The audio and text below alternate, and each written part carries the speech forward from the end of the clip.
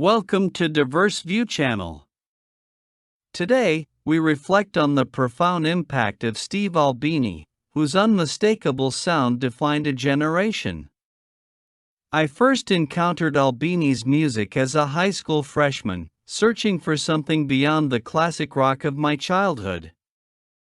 His album Songs About Fucking was like nothing I had ever heard before, raw, explosive, and absolutely transformative.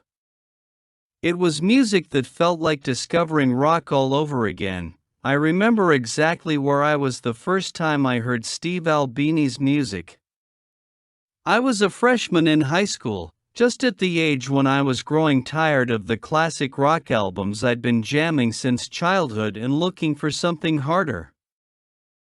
I'd already found plenty of lo-fi and noisy albums from internet forums, In the Aeroplane Over the Sea, Loveless, White Light/White Heat, and while I loved them all dearly, and admired their unconventional production, I never understood why people would describe those records as if they were some great challenge to listen to. Maybe it was my young ears that had grown up listening to music on phone speakers, consuming the news of the ever-worsening world through shaky cell phone footage. My ears were used to hurting. I figured that I'd never find anything that could really deliver on the ear torture I sought, that my quest to recreate the electric sensation of hearing a distorted guitar for the first time was completely bust. Then someone told me to listen to an album called Songs About Fucking. The album cover was simple. The name of the band, big black, and in smaller letters, the ridiculously profane title. A green background and a cartoon of a moaning woman. It felt dangerous to have it on my phone. I got the sense that my mom would be furious if she saw what I just downloaded. It felt like contraband. And walking between classes, listening to it on my tiny little wired earbuds, I clicked the first track. I know exactly what part of exactly what hallway in my school I was in when I heard Steve wail out those opening lyrics. The backbone of this country is the independent truckers. I had my volume cranked all the way up and near instantly got a migraine. I couldn't believe what I was hearing. The guitars were so blown out and treble boosted they sounded like a swarm of wasps that had gotten hold of a chainsaw. For a few seconds, I was convinced that my earbuds were broken. It felt like I was hearing rock music for the first time again. Of course, I didn't know that I'd heard Steve Albini's work before. In fact, most people have heard Albini's work before, they just don't know it. If you've ever heard Where Is My Mind or Heart-Shaped Box, you've heard Albini. If you've ever heard any song from a 90s alt-rock artist and thought, why does this sound so raw? You've heard Albini. A prolific producer and a prolific musician, Steve Albini's influence on music was too deep to summarize in a retrospective. Everyone I know has found a different way to pay tribute to him. At the XPN office, I hear the shrill guitars of kerosene ringing out of someone's computer speakers. Friends text me and tell me what they're jamming in his memory.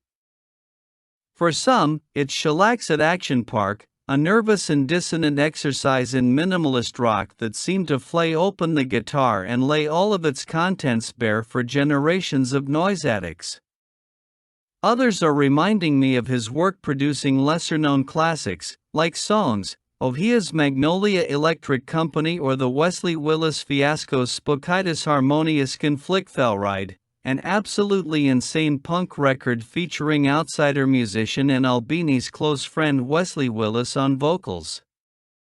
One friend tells me she's re-watching the excellent YouTube videos he's created. If you haven't checked out Electrical Audio's YouTube channel, it's an invaluable resource for any producer, be they working in a studio or a bedroom. Another reminds me of the legendary anti-Steely Dan Twitter rant he went on, which opens, "I will always be the kind of punk that shits on Steely Dan." What didn't Steve Albini do? He was a two-time World Series of Poker bracelet winner, too. That's what I hope Albini is remembered for, not just as an in-demand producer for smash hit records like In Utero, but also as a revolutionary guitarist and a strongly opinionated spirit. Albini was a notoriously vocal critic of the music industry, a staunch defender of analog recording, and an undying hater of pop music. Look deep enough and you'll find an Albini take that pisses you off. To me, it's part of his charm. In his later years, he welcomed criticism and dialogue surrounding his edgelord past, and has since been an outspoken critic of bigotry and systemic oppression. Albini also championed independent musicians throughout his life, offering surprisingly affordable rates through his electrical audio studios and frequently writing and speaking about the abuses of the music industry against musicians. Steve Albini's passing today at age 61 comes just days before the release of Shellax to All Trains, their first album of new material in a decade.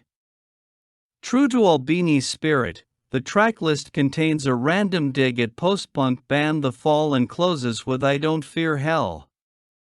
Pointing out the cosmic irony of such a track title would seem in poor taste if I were writing about any other musician, but one can only assume that Albini would find the coincidence absolutely hilarious.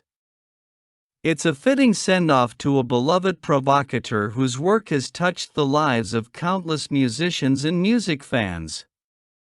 Guitar music never sounded the same. In the words of Wesley Willis, thank you, Steve Albini.